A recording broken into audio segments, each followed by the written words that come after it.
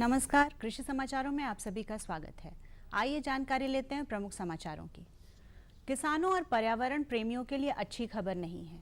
खबर ये है कि देश के बड़े बड़े शहरों से परिंदे गायब हो रहे हैं। बढ़ती आबादी के कारण सभी जगहों की आबोहवा बिगड़ रही है, लेकिन शहरों की स्थिति ज्यादा भयावह है। दी एनर्जी रिसोर्स इंस्टीट्यूट यानी टेरी के पर्यावरण सर्वे में जो सबसे चौंकाने वाली बात सामने आई है कि शहरों में परिंदे अब बहुत कम दिख रहे हैं। टेरी के विशेषज्ञों ने 8 बड़े शहरों जैसे दिल्ली, मुंबई, कोयम्बटूर, गुवाहाटी, इंदौर, जमशेदपुर, कानपुर और पुणे में दिसंबर 13 से फरवरी 14 के बीच सर्वे में पाया कि जलवायु परिवर्तन का प्रभाव अब लोगों के जीवन पर स्पष्ट दिखने लगा है। परेशान करने वाली बात यह है कि शहरों से चिड़ियों की चहचहाहट गायब हो रही है। हवा, पानी और बढ़ते ध्वनि प्रदूषण, सघन हरियाली घटने के कारण परिंदों को उपयुक्त वातावरण नहीं मिल रहा है।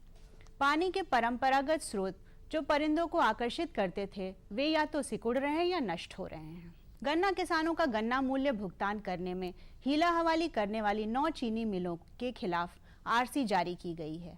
हाईकोर्ट के फटकार और गन्ना आयुक्त के बार बार अनुरोध के बाद भी चीनी मिल मालिकों ने किसानों का गन्ना मूल्य भुगतान करने में रुचि नहीं दिखाई।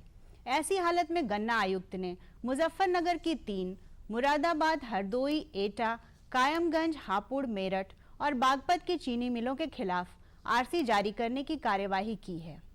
अब इन जिलों में संबंधित जिला प्रशासन के अधिकारी चीनी मिलों से गन्ना किसानों का बकाया सरकारी राजस्व की भांति वसूल करेंगे। एक अन्य समाचार में गन्ना समिति के अध्यक्षों ने किसानों को राष्ट्रीय कृषि विकास योजना के तहत अनुदान पर दिए जाने वाले कृषि यंत्रों और कीटनाशकों की गुणवत्ता पर सवाल उठाते हुए जांच करने की मांग की।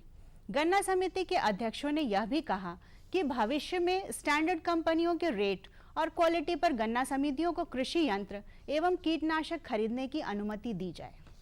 वनस्पति रक्षा सलाहकार, भारत सरकार कृषि मंत्रालय, वनस्पति संरक्षण, संगरोध एवं संग्रह निदेशालय फरीदाबाद, हरियाणा द्वारा खरीफ 2014 में 100% बीज शोधन अभियान द्वारा किसानों को जागरूक करने के लिए पूरे प्रदेश में बीज शोधन अभियान चलाया जा रहा है। कृषि निदेशक उत्तर प्रदेश की एक प्रेस विज्ञप्ति के अनुसार प्रदेश में हर साल रोगों द्वारा 26% फसलों का नुकसान होता है। कभी कभी यह नुकसान महामारी का रूप ले लेती है। वनस्पति रक्षा सलाहकार, भारत सरकार द्वारा बीज शोधन के बाद ही प्रमुख खरीफ फसलों की बुआई का निर्देश दिया गया है।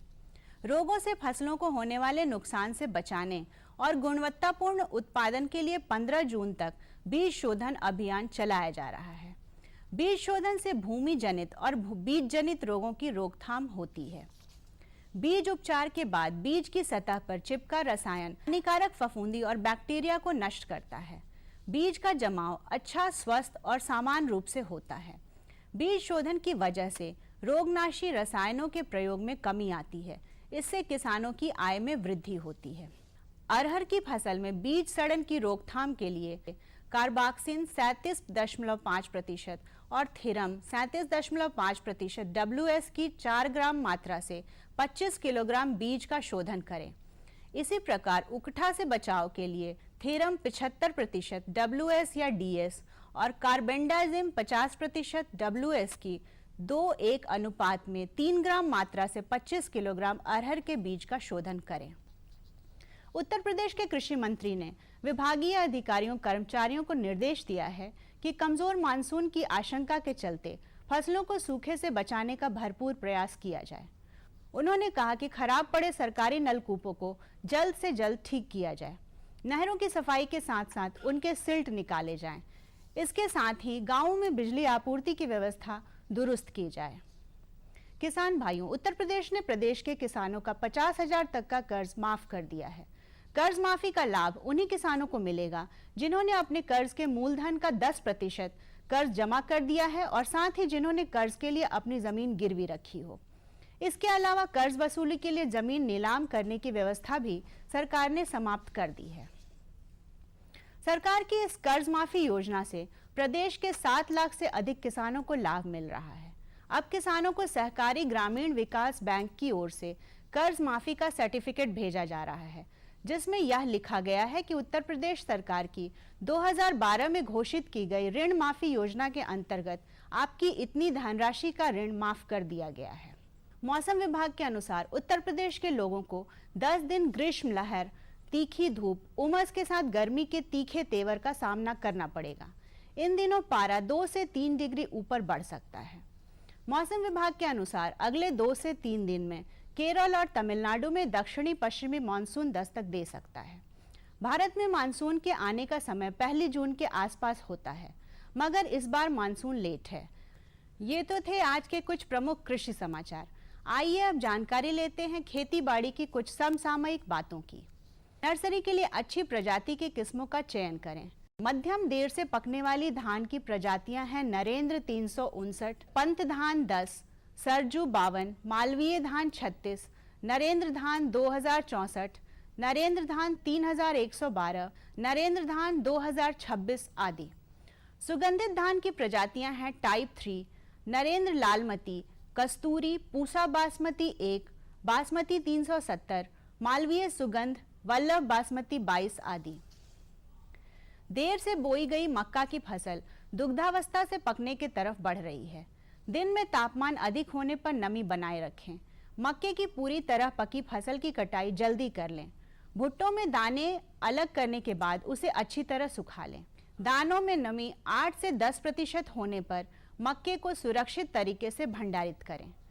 किसान भाइयों, कुछ अगैती किस्म के अरहर की प्रजातियों की बुआई का उचित समय चल रहा है। अगैती अरहर की उपज आपको नवंबर महीने के अंत तक मिल जाएगा।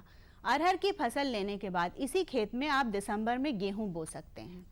देर से बोई गई मूंग की फसल में थ्रिप्स कीट, हरे फुदके अथवा फली बेधक के शिशु का प्रौढ़ दिखाई दे तो मिथाइल डिमेथान 25 ईसी अथवा डाइमेथेओएट 30 ईसी की 1 लीटर की मात्रा को 800 लीटर पानी में घोलकर प्रति हेक्टेयर की दर से छिड़काव करें। मूंग की फसल अगर पककर तैयार हो गई हो तो फलियों की तुड़ाई कर लें। अवशेष फसल में हैरो चलाकर खेत को हरी खाद दें। खेतीबाड़ी की समसामयिक जानकारी के बाद अब आइए जानकारी लेते हैं प्रदेश के कुछ मंडियों के औसत मंडी भाव की।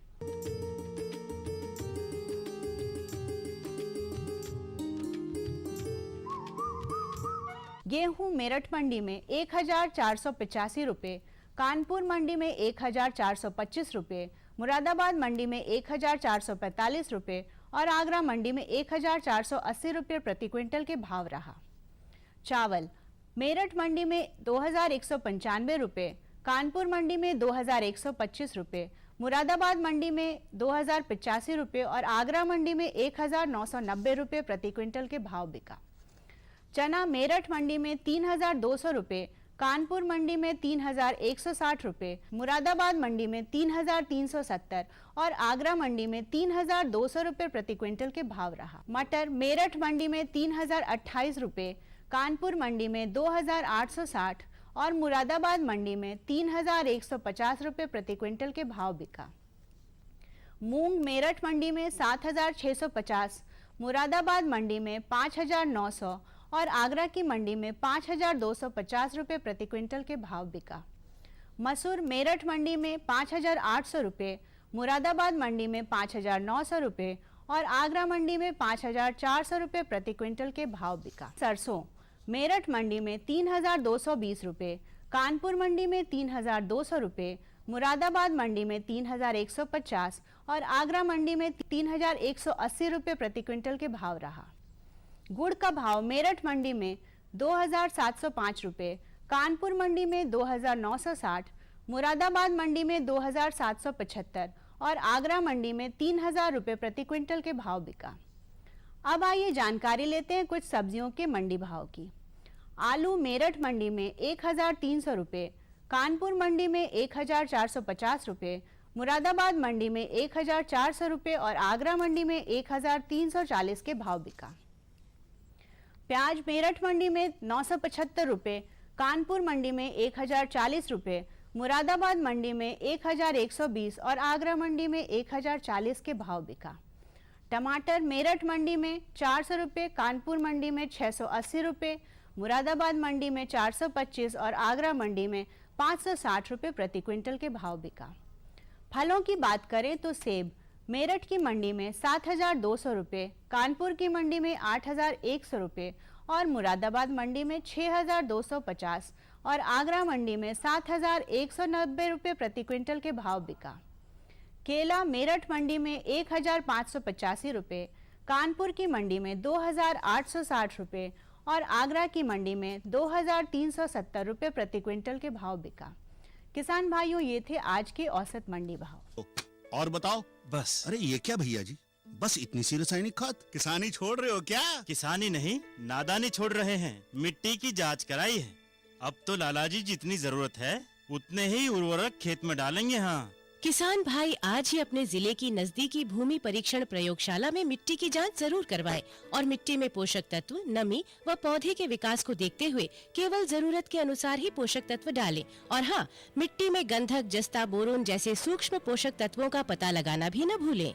उर्वरक और जैविक खाद के सही उपयोग से भूमि का उपजाऊपन बनाए रखें, उत्पादकता बढ़ाएं, खर्चा घटाएं और बहुमूल्य विदेशी मुद्रा बचाने में भी सहयोग दें। और हाँ, धीमी गति से नाइट्रोजन उपलब्ध कराने वाले उर्वरकों जैसे नीम लेपित यूरिया को प्राथमिकता दें और यूरिया का पत्तों पर छिड़काव करें। अरे वाह, तू तो सचमुच समझदार हो गया रे। अधिक जानकारी के लिए संपर्क करें जिला कृषि अधिकारी या किसान कॉल सेंटर।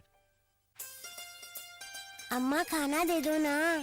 सबर कर गोलू, अभी दाल नहीं गली है। तू फिक्र ना कर गोलू की अम्मा, अब की बार अपनी दाल खूब गलेगी। क्या मतलब जी?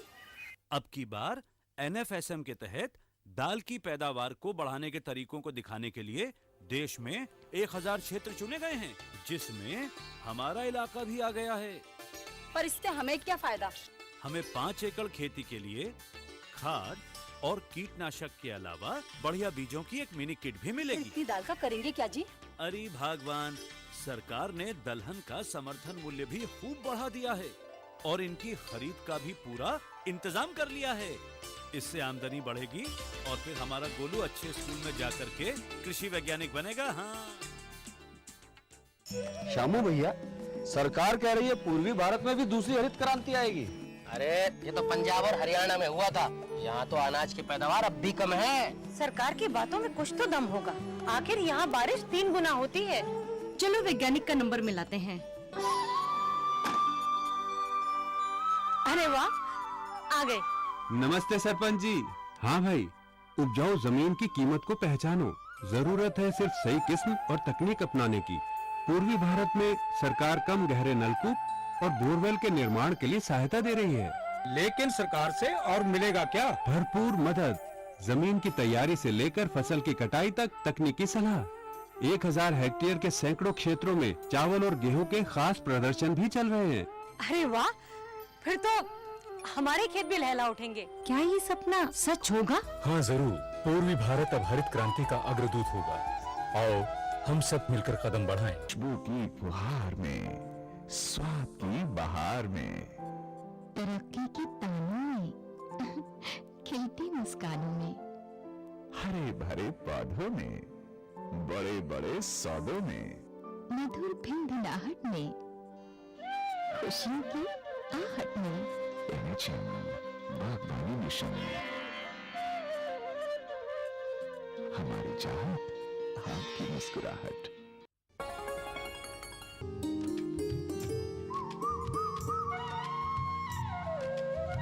किसान भाइयों नमस्कार। कृषि दर्शन के आज के अंक में आप सभी का स्वागत है।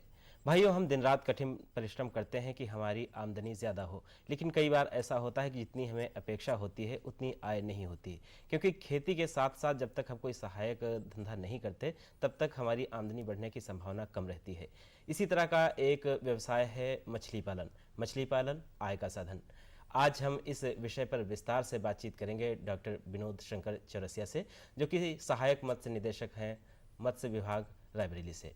डॉक्टर साहब, कार्यक्रम में आपका स्वागत है। डॉक्टर साहब, सबसे पहले हम जानना चाहेंगे कि जो हमारे किसान भाई खेती करते हैं और हमारे किसान भाई मछली पालन करते हैं, तो ये तुलनात्मक रूप से किसकी आमदनी ज़्यादा है और कितना अंतर है? देखिए, अगर दोनों की तुलना करें तो तुलनात्मक रूप से मत्स्य पालन की आमदनी निश्चित ही ज़्यादा है, लेकिन मत्स्य पालन के साथ एक सबसे बड़ी चीज़ जुड़ी हुई है कि आप खेती की ज़मीन को मत्स्य पालन में परिवर्तित करने की सलाह नहीं दी जाती है। आपकी ऐसी ज़मीन जो ख़राब पड़ी हो, जिसमें आप खेती नहीं कर पा रहे हों, या बहुत ज़्यादा उसमें पानी लगता हो, नहर किनारे की ज़मीन हो, लो लैंड एरिया हो, जहाँ पे आप खेती नहीं कर पा रहे हैं वहाँ आप मत्स्य पालन का काम अपना सकते हैं। डॉक्टर साहब, जैसे जो हमने पहले पूछा आपसे कि जो हमारे किसान भाई परंपरागत रूप से खेती करते हैं और कुछ जो जागरूक किसान हैं वो मत्स्य पालन करते हैं, तो अगर अनुमानित लागत और आमदनी है, इसमें क्या अंतर है दोनों में?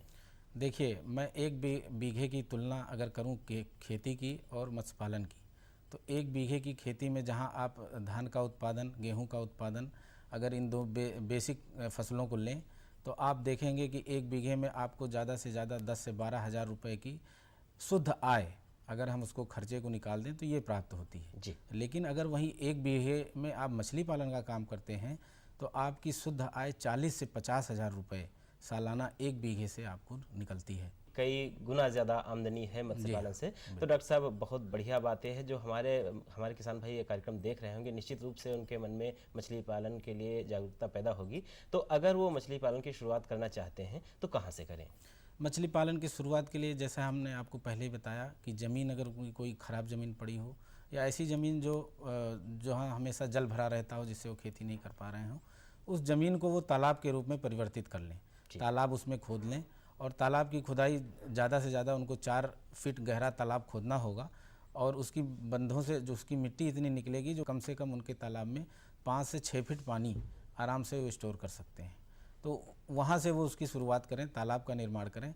उसके बाद जब तालाब की तैयारी करें, जैसे आप खेती की तैयारी करते हैं, अगर ये समय जो है जी प्रायः माना जाता है फरवरी से लेकर के जून तक का समय जो होता है जिसमें तालाबों में पानी कम होने लगता है और जून आते आते करीब करीब सूखने लगता है, तो आप इस समय तालाब अगर थोड़ा बहुत पानी बचा है तो उसको सुखा लें।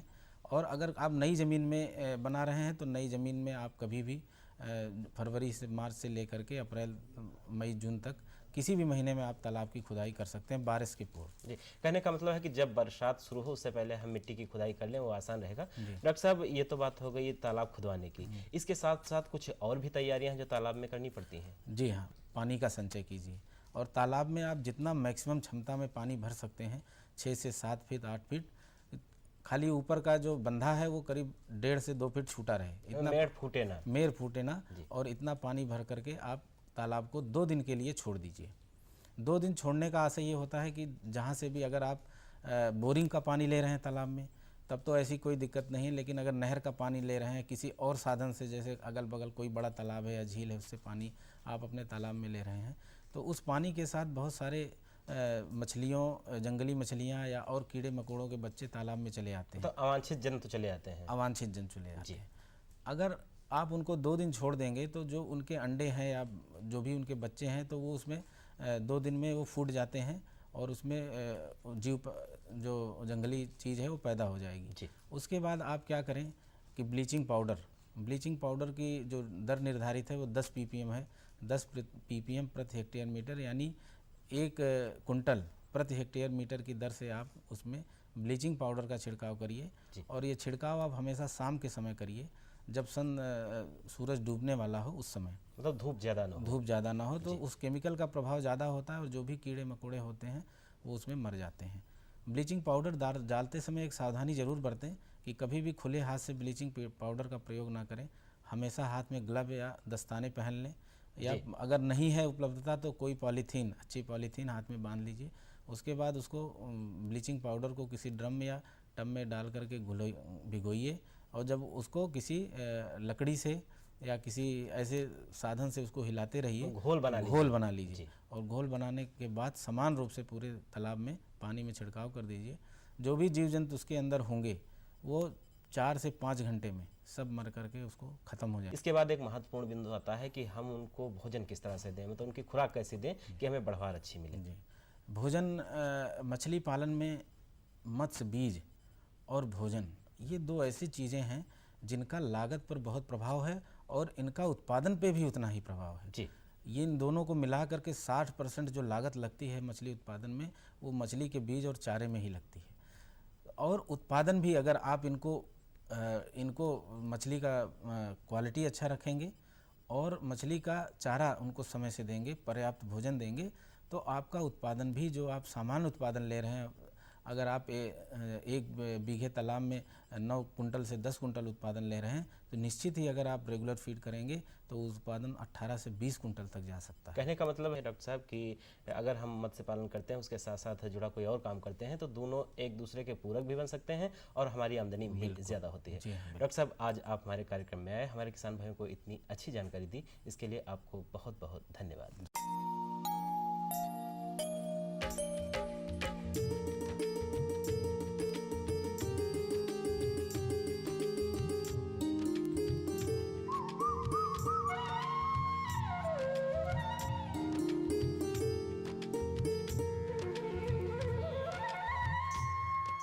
खेती की जानकारी के बाद प्रस्तुत है मौसम समाचार। पिछले दिनों प्रदेश का अधिकतम तापमान 44 से 45 डिग्री सेल्सियस दर्ज किया गया, जो सामान्य से लगभग 5 डिग्री सेल्सियस ज्यादा रहा। न्यूनतम तापमान 24 से 25 डिग्री सेल्सियस के आसपास सामान्य से लगभग 2 डिग्री सेल्सियस कम दर्ज किया गया। ज्यादातर क्षेत्रों में गर्म व तेज हवाएं चलती रहीं।